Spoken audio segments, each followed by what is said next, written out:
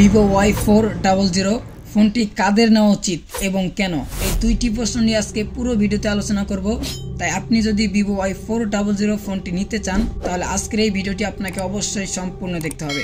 ওকে, প্রথমে আমাদের জানতে হবে ভিভো এই ফোনটিতে কি কি স্পেসিফিকেশন ব্যবহার করেছে, তারপর আমরা ডিসিশন নিতে পারবো এই ফোনটি আসলে কাদের জন্য পারফেক্ট। ভিভো এই ফোনটিতে 6.67 ইঞ্চির full HD plus AMOLED display use করছে, যার সাথে থাকছে 120 হার্টজ রিফ্রেশ রেট। ডিসপ্লেটির পিক্সেল ডেনসিটি 394 পিপিআই এবং 1800 নিটস পিক ব্রাইটনেস রয়েছে ডিসপ্লেটিতে। ফোনটিতে আপনি ডুয়েল ক্যামেরা সেটআপ পেয়ে যাবেন, যার main camera 15 megapixel plus 2 megapixel depth camera. ফোনটির সেলফি ক্যামেরা ইউজ করা হয়েছে 8 মেগাপিক্সেলের একটি মেইন শুটার।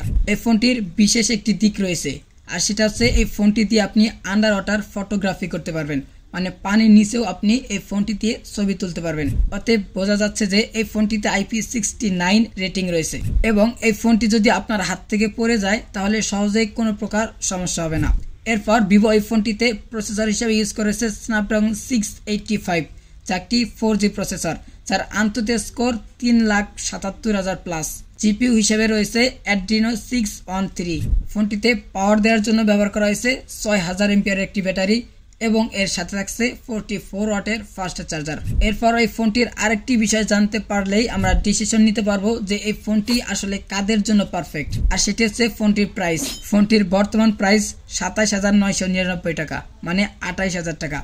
এখন মেন কথা হচ্ছে 28,000 টাকায় ভিভো Y400 কাদের জন্য পারফেক্ট। একটু খেয়াল করলে দেখতে পারবেন ফোনটিতে যে স্পেসিফিকেশনগুলো ইউজ করা হয়েছে তাতে বোঝা যাচ্ছে এই ফোনটি একটি রেগুলার লাইফের জন্য পারফেক্ট একটি ফোন, কিন্তু এই ফোনটি গেমিং বা হার্ডওয়ার্কের জন্য পারফেক্ট না, কারণ বাজেট হিসেবে এই ফোনটিতে ভালো একটি প্রসেসর ইউজ করা হয়নি।